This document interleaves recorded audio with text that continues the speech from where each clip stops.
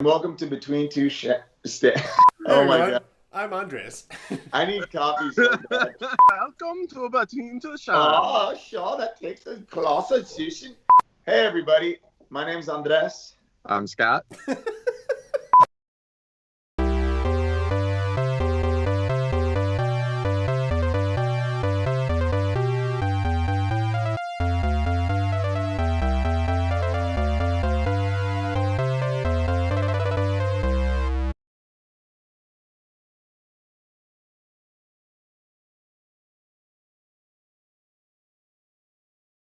Hey, everybody. My name is Andres. I'm Scott. And I'm Abe. And welcome to Between Two Stands, a show that takes a closer look at the personalities that make up the Detroit Symphony Orchestra. Today, we're very excited to be interviewing Caroline Coade, violist in the Detroit Symphony, and Jeff Scott, composer, teacher, and horn player, whose piece we're going to be playing later this week. We're going to start off with Caroline. Caroline Coade began playing violin at age 6 and switched to viola at age 14. She attended the Interlochen Arts Academy. She received her bachelor's from Oberlin Conservatory and got additional degrees from the Curtis Institute and Juilliard School. She is third chair viola with the DSO and was acting principal for between 2013 and 2016. In addition to performing, she is assistant professor at the University of Michigan. She's given master classes to countless universities nationwide and has been an adjudicator for countless competitions. On top of all that, she was named artistic director for our local classical radio station, Chamber Series, and she's also a competitive ballroom dancer. So Caroline is going to be playing for us this week. She gave us a video of her and violinist Danielle Boleyn playing Mozart's duo for violin and viola in B-flat major. Enjoy.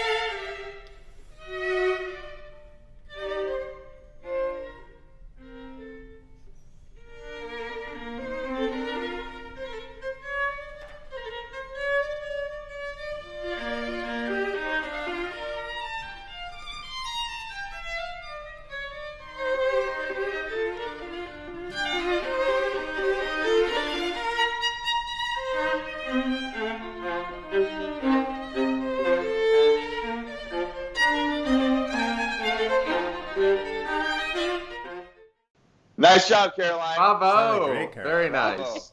Bravo. Thank you. So a question we always started with is what was that piece and why did you choose that? So that was a snippet or a little excerpt from Mozart B-flat major duo for violin and viola. And I played with a colleague of mine, Professor Danielle Boleyn from the University of Michigan.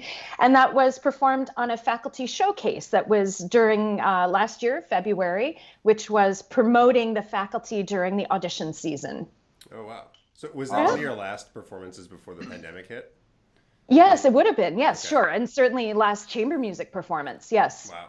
Oh my Yes. goodness. So it must have So special did you have a place. certain affinity towards that piece, or did you just want to play with her, or like why did you choose that one in particular? Oh gosh, yes and yes. So playing with Danielle, she and I played together for years, and she's such an easy person to put pieces together with. We're right there on faculty together at the University of Michigan. Literally, our halls are down the studio from each other, so we would take breaks between teaching and say, let's have a quick rehearsal. But also, I absolutely love the piece. What it does actually for violists, typically we play a bit of an pa line, so it gives us a chance to be very equal with the violin. So it's one of the great pieces to perform. So, since you mentioned this, I mean, why line. isn't the viola and the violin equal? So, I mean, we can't go into the viola jokes too much, but Be just gentle, like be as gentle. as a violist, you know, like what drew you to that instrument? I'm always curious as to this, like you know, it isn't necessarily in the spotlight as often. So, what are your feelings? Oh, well, gosh, I made the right decision. So I was 14 years old. I played violin for many, many years before that. I started violin when I was 5. I was a Suzuki violin kiddo and loved playing. But I met an incredible violist, a teacher at a summer music festival. Her name is Jane Levy. And she changed my life. She said, come in and take a viola lesson. And I remember she had a big, warm, gorgeous sound and a particularly brown viola. And I remember just thinking, wow, it's so beautiful. A lot of the modern violins are kind of brighter orange varnish, and so there was something about the brown and the warmth, and it just It just has a moved warm me. tone too, you know. It does. And somehow that suits my personality. I'm pretty outgoing, but I really like being the sort of the inner voice there and being supportive. That really works for me. So 14 years old, never looked back. That was a good Wow. decision. Yeah. We just had a question. When did you join the DSO, and what would you say is the most different? You know, what's different now than when you joined? So I joined September 1996, and Nema Yarvi was the music director then, and Emmanuel Boisvert was our concert master. And so what's different now, obviously, is it's a very different orchestra. I mean, I'm your senior by several years, aren't I? Having joined in 1996, who's counting? A few years between friends. So what's different, I would say, is that we've got so many new players. I mean, the talent level, I loved it then. It was phenomenal then. There was probably a little bit more history in the orchestra with you know, obviously it's perspective too, because I was much younger when I joined, but we've gone through Leonard Slatkin now, who was also phenomenal in his tenure with the orchestra. I would say the biggest thing for me personally that changed was that the violist ended up on the outside, right? So where the cellist, that switch happened then. And I remember thinking, oh my gosh, do I have vertigo? Because at first, sitting so close to the edge of stage made me really uncomfortable, but I got used to it pretty quickly. And then now, of course, there's Yoder. So it's just been an incredible wave of excitement and freshness coming in, and just wonderful repertoire and great programming. And yeah, it is different though, for sure. I see you rocking the Binyamania. We've got the swag. We've got the swag. Yeah, we do have the swag. Scott's got that special edition. Sure. Can we talk about this, actually? So do you remember when Yoder, so we announced he was our music director, and we did this incredible musicians and board members and management. We had that incredible meal where he was talking to the orchestra and accepting that he was going to be our new music director. And I was sitting around the table with a bunch of musicians, and I was brand new to Instagram at that point.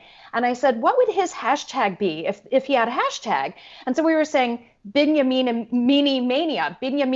And we figured, you know, people are going to be really stumped by that. So we went with Binyamania. And I went right up to Eric Ronmark and I said, that needs to be a hashtag. And so that's how it was. That's your doing. Nice. And that is. I mean, this sort of leads us to our next question. This is pre-innovation committee. Yes. Right. And so we worked closely with you while we were not playing concerts. We worked closely with you along with Ralph and Kevin, who've also been on the show. Wow. On the last innovation. one? Boys, come on. Yeah. I'm the last one. Save the best for last. Exactly. Best for last, yeah. For sure. Saved it. Good one. So we just wanted to ask you, you know, what your thoughts on our work during that time, and also what you're most proud of the organization for, you know, what's been going on. Oh my goodness. I'm so proud of our orchestra. First of all, the pivoting that happened, I thought was really incredible. That here came this pandemic. Nobody knew how long or short it would be. Here's a major institution that survives on audiences coming in and hearing our product and us being together. So we had to literally pivot and reinvent. And I'm incredibly proud of the teamwork we did. You know, we formed pretty quickly. I forget the timeline, but boy, it was really quickly, within a matter of a couple of weeks, that we became the 6-member musician innovation team and worked with our management. I'm incredibly proud of the connections each of us made with donors, with audience members. Also, what about our 100% participation from every single musician? That's a big deal. That's a big deal that every single person valued what we're doing and valued this idea of pivoting. I think that's incredible. And then some of the programs, gosh, how proud can we be of creating these summer sessions? I mean, that came out of our innovation team, right? That we took our previously recorded web content, how great we had that. Yeah. And we could create these diverse, interesting programs twice a week for our audiences. I mean, that's unbelievable. It's incredible that we created a DSO Summer Institute free to these incredibly talented students. And we didn't know how talented they would be. And for me personally, that is the single best group of students I've ever worked with. And I've worked with a lot of students. But I could go on and on. One DSO, just pivoting on a dime and really, really creating something special. I can't wait till this is all in the rearview mirror for us, but I'm so proud, and I just know that great things will come out of this, out of a difficult time. I mean, that is a terrific answer. Unfortunately, we're going to have to edit it all out because the correct answer is that Between Two Stands is the greatest thing to come out of it. Yes. No, these t-shirts are the best thing to come out, right? This swag and you three just charmers on this whole thing. It's been so much fun. There we go. There we go. No, I think that you're right. And it is really fortunate that the organization was looking ahead in ways that we didn't even know with the content that we already had available. And then we could still share some of our history, at least, while everybody was locked down. And that it was really nice. What about these skill sets we didn't know other people had? I mean, we've got people who are incredible video editors, sound editors. We've had people come out and do their Instagram and, live from your porch and so forth. I mean, just people, this incredible skill set of our players. I mean, gosh, I didn't know some of our players could cook so well. And it was just now we know what everybody's living room looks like also. There you go. Yeah, I feel like a lot of businesses who that didn't adapt, unfortunately, are suffering now. It's like, it was important to whatever anyone did, they had to adapt to the times, and if they waited it out, it would not be, good news. So the fact that we were quick to adapt was really amazing, and that was something I was really proud of too, just like our adaptability during the time. Yes. Well, anyway, we wanted to ask about your husband. He's a cardiothoracic surgeon. Yes, did we say that right? You sure did. So what very well done. Thank you. All right, see you guys. So what have the past few months been like for him and for you guys during this time? I'm sure it's been quite a busy time. So I'll tell you, first of all, hats off to all the first responders. Right now, I know that people are still honoring our first responders, but families of first responders are a bit forgotten, quite frankly. And there is a daily struggle. Our daily existence is whatever he's around at the hospital, we're trying to have him not bring it home. And so we do a lot of laundry here. Laundry. He showed me at one point a picture of him walking around the hospital with, his head covered, goggles, mask, PPE, the whole thing. And it's a real thing. We believe in science, obviously, in our household, and with him being a cardiothoracic surgeon. And he literally is operating on COVID positive patients almost every day. So it's a struggle for him to stay COVID negative.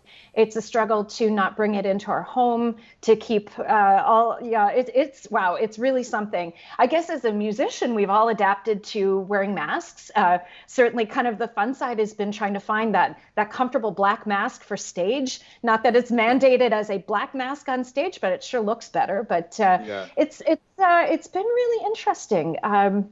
what I miss is that I can't fly out to LA and see my mom. And she's in a retirement community, so she's on lockdown. They're doing very well out there. But your whole life, I mean, everybody is making sacrifices, right? I mean, maybe we could just call it the year of missing out. And I feel like everybody's making their own sacrifices to stay healthy and to make connections where they can, and yeah, to stay away from the bug. Yeah, absolutely. It is hard. That must be just like, struggle every day for him, to like go to work and then have to come back and just totally like just switch gears. And I mean, it's been going on for so long. I mean, he's probably used to seeing, obviously people who need help and people who need surgeries, but like this amount of sick patients must be just exhausting, It is exhausting. I try to keep everything here at home as calm as I possibly can. I have time to cook more. So that's, I guess you show your loved ones how much you love them by cooking for them. So I've been doing that quite a lot. We've been taking a lot of walks together and, trying to find some meaningful time because the stress level really is off the charts. It really is. And I feel for him, but he and his colleagues are amazing heroes that they are literally running towards the pandemic to help these people. And, it's hard for families, too, in the hospital because obviously hospitals cannot allow families in right now. So there's a different level of frank communicating with families and loved ones and as patients, just trying to keep all of that straight with the loved ones not in the hospital. So it adds definitely a layer of challenge. Yeah, I mean, with all of the turmoil that's been going on, when the pandemic first started, you definitely heard a lot about thank you to our first responders. And they're still there, and it is good to remember that and just to thank them. So shout out to all first responders for sure. Yeah. Shout out, Absolutely. yes, absolutely. Yeah. And I was watching. Actually, just thought this morning I should watch some of those first responder dedicated videos that we did, and they're beautiful. And in some ways I wish they would be rebroadcast because it is a time to keep remembering those first responders. Yeah, absolutely. Well, that's another project we could do together. There you go. As 2.0. Post Innovation committee. Yeah. We need like a shirt, like a I mean, hey, we're ready for some new swag. I mean, 3 of us have shirts that I think are acceptable. That's true. Abe. What do you mean? This isn't acceptable? I guess he got the gray tone, but whatever. So you teach at U of M, like you said. What? Go Blue. Go Blue. What are you actually big game? U of M versus State this weekend. Yes. So let's see that'll be interesting. Okay. But anyway, like what are some of the challenges with teaching? I know like the little teaching I did, it's been really tough to teach, especially music, because obviously there's a lot of listening that has to happen, and then there's always a problem with connection, and like just hearing tone and intonation is tough, on Zoom. So like, what are some challenges for you? Sometimes it's tough in person too. So. That's true. Yeah. Well, in no particular order, there are a lot of challenges actually, because just simply one's equipment.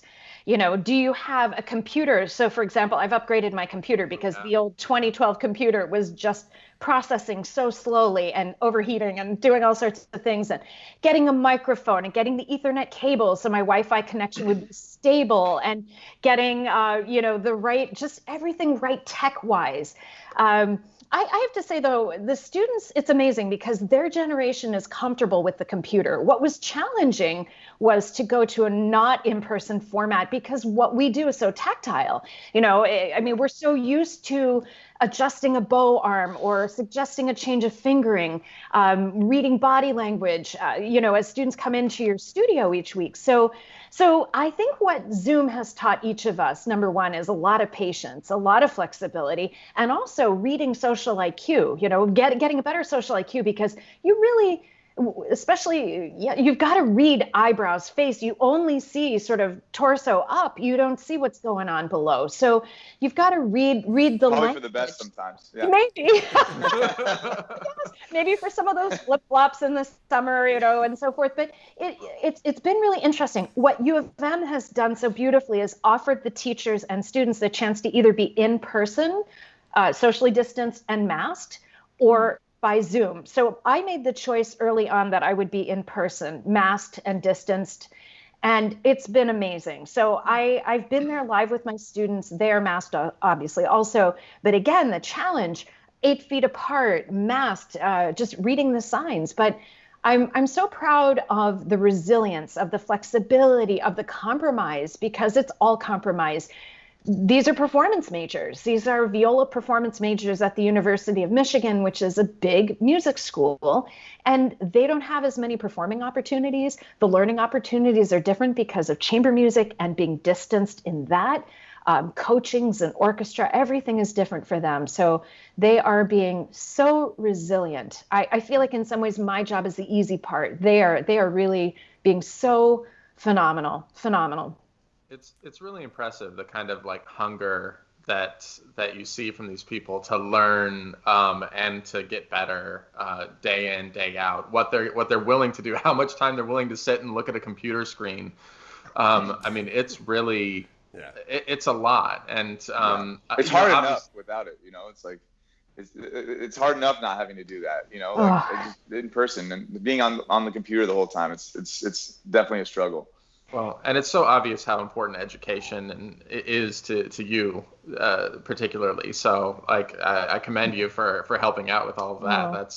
Thank you. It's really nice to have you as part of our organization too, because we do so many education projects, and like you mentioned, the Summer Institute, which was so fun.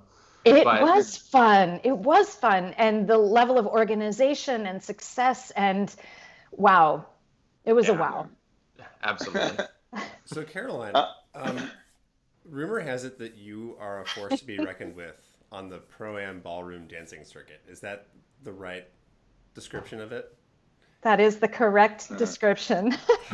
So can you, I mean, aside from the fact that you probably can't do ballroom dancing right now because of a pandemic, how did you get into ballroom dancing, and is there anything that relates to what you do in the orchestra? Can you just tell us about it? Compare viola and ballroom dancing, please. Write a thesis, please. Along with viola purists. Yeah. Oh my goodness. Wow. This is going to invite a lot of conversation. I actually did a showcase where I did perform and then I did a waltz. So it was, I did combine the two of them. Ballroom dancing is something I always wanted to do. And I started I had a little on and off, and then I came to it fully about, with my new pro 3 years ago. But I've been dancing for about 8 years, and it's something I always wanted to do, as I said, and I absolutely love it. It's my happy place. I love the music. I love the movement. I'm dancing international ballroom. So you are always in hold with your partner. So you're always together. So having two people move down the dance floor at the same time is really quite something, where you've got to read really subtle body language. Of course, there's choreography involved, but it's just really quite something to move two people down the floor and have a little freedom of expression, but a lot of technique and a lot of trust, because we're moving. We're moving quite quickly down the floor. So the rhythm, I love that. My understanding of music helps me quite a bit. So I have that already as I go to the dance floor. But I remember when I started, it was, okay, now move your left foot. And I was so confused. Which foot? Because of course you're opposite from the man. So my first couple lessons were really wild, but there was a package of buy three for special price. And I remember the deal was, of course, you would go 1 week, the next week, and the third week. And I just did 3 in 3 consecutive days because I was absolutely hooked. Wow. That's amazing. So do you always have the same partner, or do you rotate with people, or how does that work? So I've got a pro now. I'm on my second pro. Loved the first pro. He was an American style teacher. So now I'm dancing international style. So I'm dancing with an Australian and British trained professional world class dancer. His name is Clive Phillips, and he and his wife Suzanne are my coaches. He's my pro. I'm the amateur, and Suzanne does a lot of coaching with us. And we are Dance New York. Their studio was in Plymouth. It's now moved to Canton. And to dance with Clive means you're on the ballroom circuit. So yes, I've scooped up some nice prizes last year. It was really, really fun. And it's a chance to be a girly girl. The gowns are incredible. The hair and the makeup, oh my goodness, it's really something. By the time you're on the competition floor, it's quite something. I mean, that sounds awesome. That sounds like such a blast. You have to send us pictures and videos of this so that we can use it for the show. I'd be happy to send you. Yes, absolutely. Oh my goodness. Well, absolutely. And last year was a good year for me. So we did really well in some competitions. So that was quite a fun year. Well, send us some pictures of your medals too. We want to see all the glitz and glam that's associated with this. I will. Just to bring it full circle on that, you said that the music side has helped you with your dance. Do you feel like it's kind of come back around to where the dance has sort of made you understand certain music, like some of the music that we play as well? Or is it? Absolutely. The idea of thinking on your feet, the idea of flow, these are ideas that have come directly from ballroom dancing. And for me to let go, I'm a pretty organized person because I'm juggling a dual career, two career life here with teaching and performing. So letting go, going with the flow, and musically the flow, how something goes across the bar line, and how no matter even if there's a retard or music that pulls back, it's always going forward. So there's that idea. The rhythm helps me. I feel like it just flows backwards and forwards that I probably move a little more on stage now. If we're playing a waltz, I'm sort of just going with the flow, and I'm just, the Pops concerts, I'm imagining a foxtrot that I would do with that. Definitely. And Clive, I have to say, is a phenomenal teacher. So a lot of what he teaches on the dance floor helps me understand maybe rhythm and technique in a different way and verbalize it in a different way to my students. So I feel like absolutely he's an incredible teacher, incredible pro, and he's helped me be a better teacher and a better pro. Well, dance and music have always gone hand in hand, so I'm sure that those would help each other, you know what I mean? I think everyone should dance. I'd love to see the DSO take a group class, just a little salsa movement, it'd be so fun. That would be, I would pay to see that. That'd be very funny. I bet a lot of people would pay to see that. I think that'd be so fun. Ooh, fundraiser. Exactly. Our next fundraiser. And while we're at it, the DSO flag football game. I would like to see that too. Caroline, thank you so much for joining us. It was great talking to you. Thank you so much for this opportunity. I know this is such a hit with so many of our audience members, and of course, because it's a chance to see backstage. So thank you for the opportunity, and thanks for making this so much fun. Yeah, totally. Thanks. It was great. Our pleasure. Thank you. See you soon. Bye-bye. Bye. Thanks a lot, Caroline. That was a lot of fun. Great interview. And here's our interview with composer, horn player, and teacher, Jeff Scott. So we have a really special event today. We don't often interview composers, usually because they're dead white guys. But today we have a special treat. We have Jeff Scott with us. And as well as being the composer of a piece for the quintet that I'm playing on November 12th, Jeff Scott is the professor at Oberlin Conservatory of Music and the hornist with the Imani Winds. With the Imani Winds, he's traveled the globe performing in major concert halls throughout the world. Jeff's been a member of the Alvin Ailey American Dance Theater and Dance Theater of Harlem since 1995, and he has performed numerous times with the Jazz at Lincoln Center Orchestra under the direction of Wynton Marsalis. He has also served as composer or arranger for a multitude of projects, including an off-Broadway production of Becoming Something, the story of Canada Lee and the stage production of Josephine Baker, A Life of Les Jazz Hot, in addition to many original works for solo winds and ensembles of all kinds. So welcome, Jeff. Welcome, Jeff. Thank you. Thank you, all three of you. Thank you for having me. This is a treat. It's really great to have you. I love playing your piece. We've been rehearsing it already, and Startin Somethin it's a blast to play. And I have a couple questions from the performers, and I think if we can start with those, what do you like? Are you prepared? Well, I'm ready. Let's go. We filtered out the really weird ones, so these are just normal questions now. So actually, the first one I'll start with is, since you're the professor at Oberlin now, we have an Oberlin alum in our quintet, Hannah Hamill, our flutist. Ooh. And she wanted to ask what your favorite restaurant near Oberlin is. These are important musical questions. If you're going to restaurants right now. Well, yeah. Yeah, true. Just the thing is that it's only now that you can really sort of go in the restaurants. And I'm sort of I can't even say it's old school. I'm like, when I go to a restaurant, I want to sit down. I want to relax at a booth and, have somebody come and give me choices on the menu. Right. This whole, coming by and picking up your meal in a bag and then leaving. Just, it's not, I think it's called Giordello's or something like that. Okay. Might be, if Hannah was here, she would know. We'll piece it together. Where's Hannah? She's practicing your piece. Yeah, actually, she might be. There's a lot of notes in that piece. Okay, that's like a nice fun one. Michael Ma, our bassoon player, asked what your inspiration for the piece, for Startin Somethin, specifically was.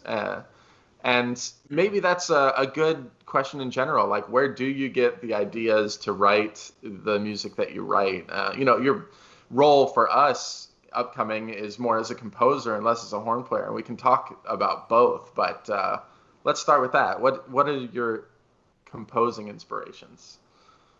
Well, I say, first of all, that most of the stuff that I've composed for Wind Quintet was for Imani Winds. And we would compose pieces, and I say we, because it was myself and the original flutist, Valerie Coleman Page, would do most of the composing, well, all of the composing and arranging for the ensemble. And we would compose in terms of like making a menu for a meal, speaking of food in restaurants. If you needed a opening appetizer, something to really sort of get the crowd, sort of break the ice a little bit, one of us would write something like that. If you needed like a real meat and potatoes, multi-movement thing, we would compose that. Or maybe a crowd pleaser at the end, or a wonky piece or something, So often the inspiration would come from what the need in the repertoire is. And as wind quintet players, you guys know, there's just not a whole lot of music. I mean, we start in the 20th century, really. Right. So we don't have the Beethoven, Bach, all the. Imagine if Brahms had written a wind quintet. I mean, it'd just be, it'd be the wind quintet. That'd be awesome. Exactly. So inspiration then comes from that, but also I'm one of those that grew up with a bunch of influences. I grew up in New York, real urban environment. While I was studying horn and in classical stuff, I had on the other side of my ear my mom listening to like Sam Cooke and Al Green and and Diana Ross. I mean, that you put all that together, you get a pretty amazing gumbo. Oh yeah. So Startin Somethin was actually written for another wind quintet called the Monmouth Winds in New Jersey.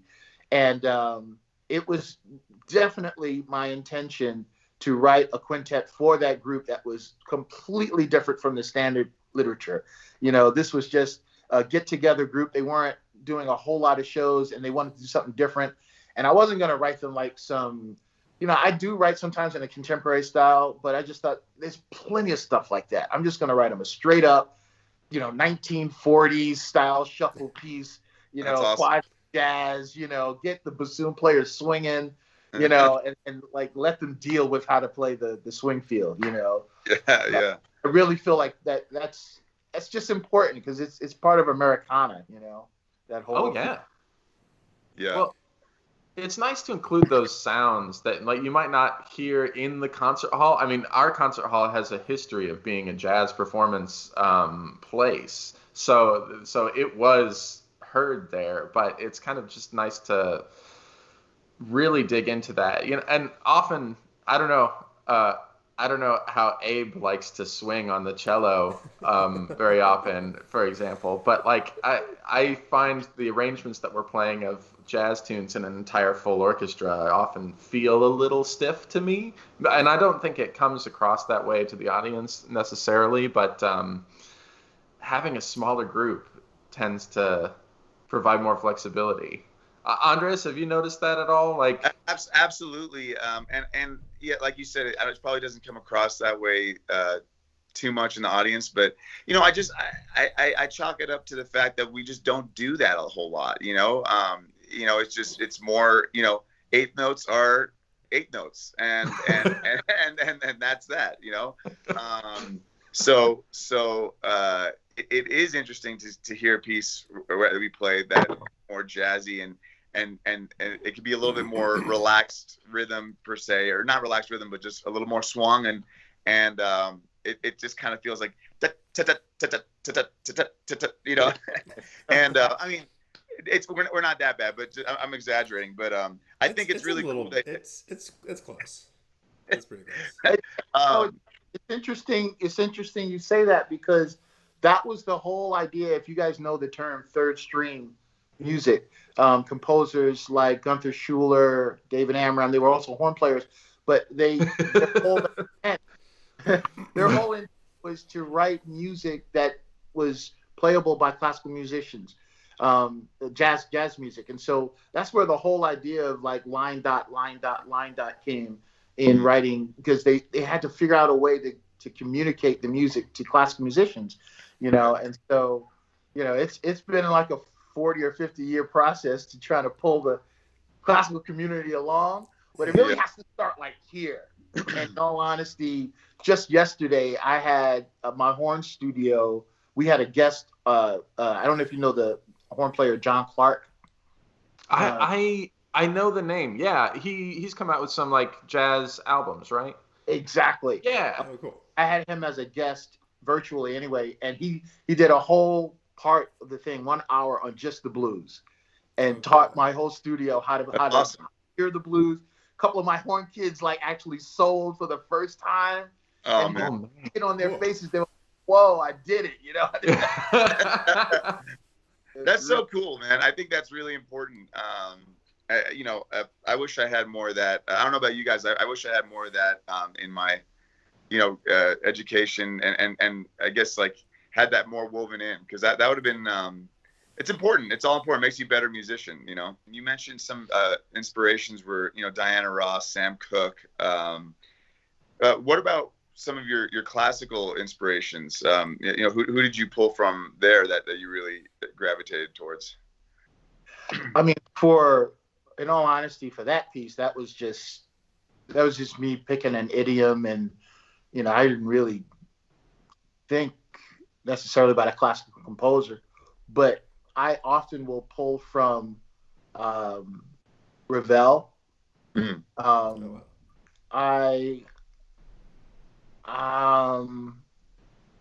a real sort of 20th century nerd, I guess, when it comes to that kind of thing.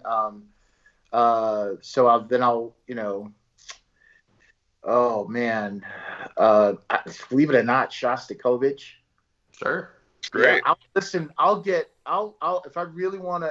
In all honesty, if you guys listen to any of my orchestral stuff, especially if you listen to my string stuff that I've written, you'll hear inspirations from like a lot of Shostakovich slow movements, which are like, yeah,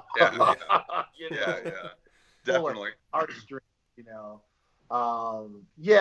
those are two big ones. Those are great.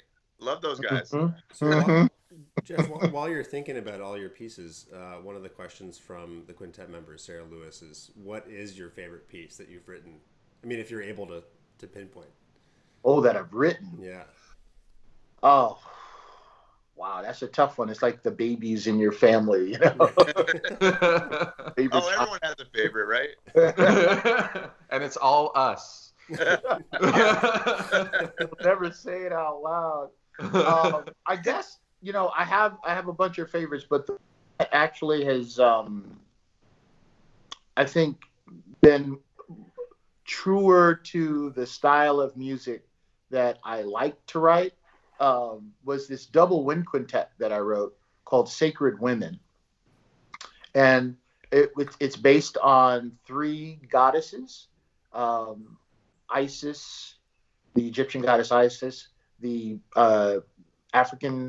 West African goddess Mawu, and the Brazilian goddess Iemanjá.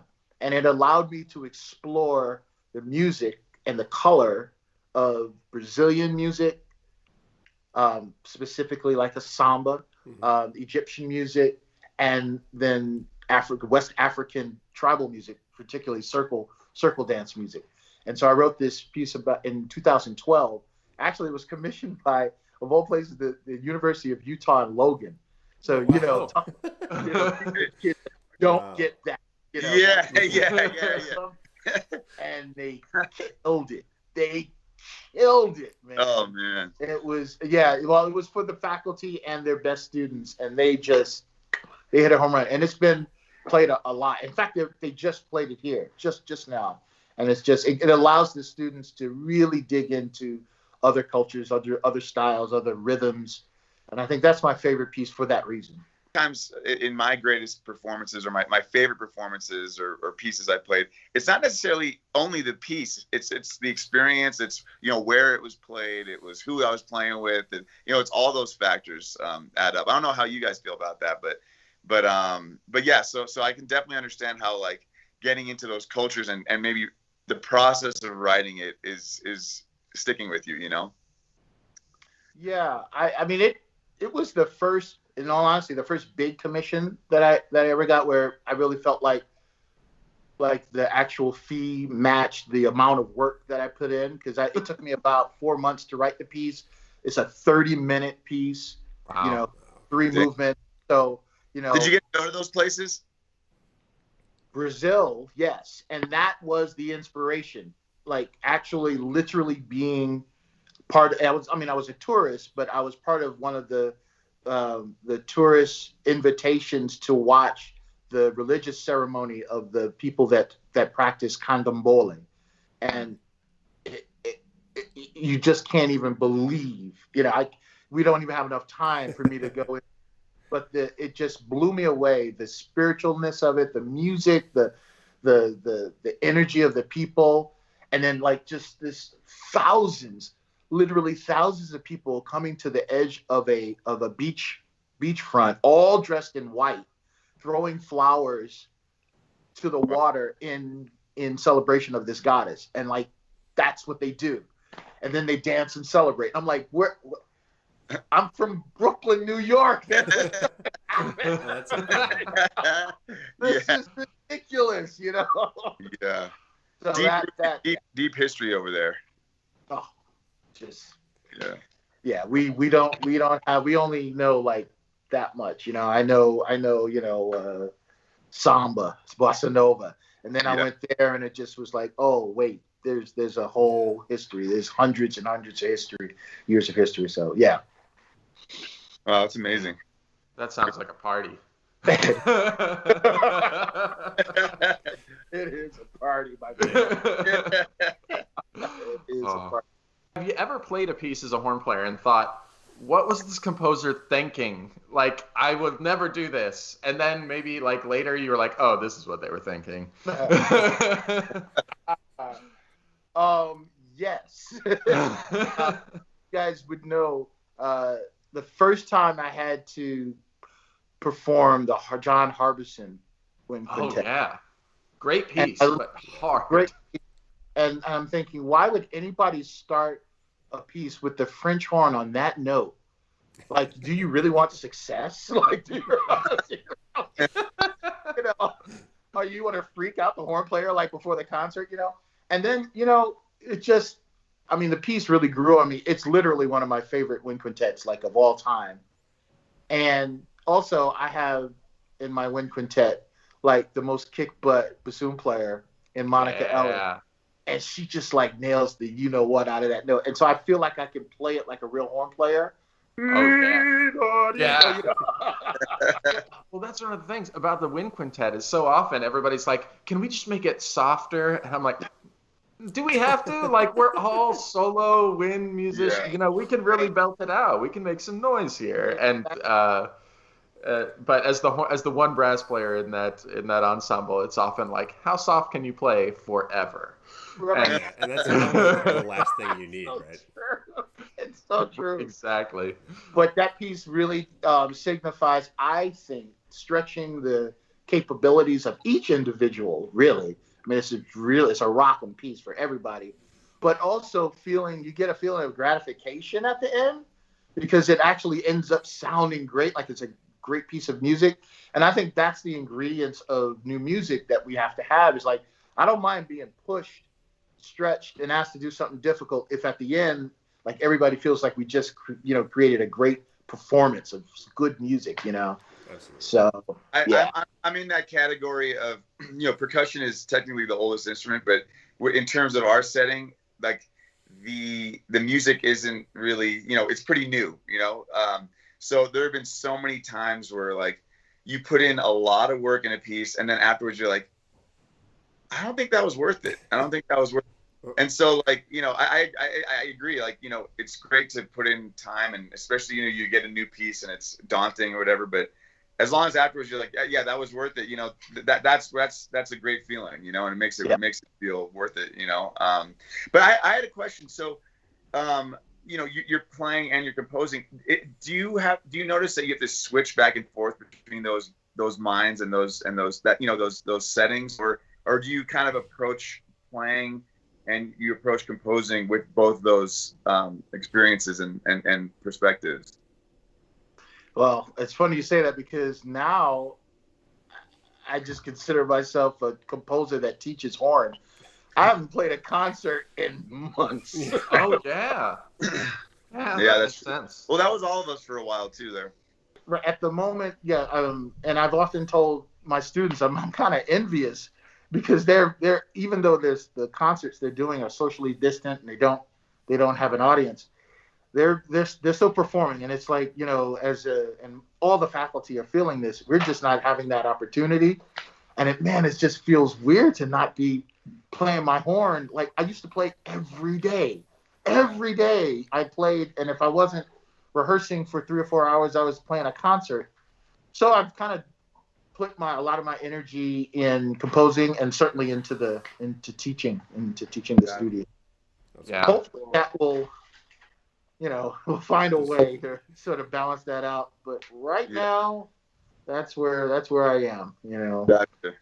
We certainly feel very lucky in Detroit to be able to perform. I mean, everything's online, but just the ability to make music with our colleagues and it is something that I think we're all very grateful for in this time. And your piece, being one of the ones coming up, is another one that we're just so excited about. Thank you so much for joining us.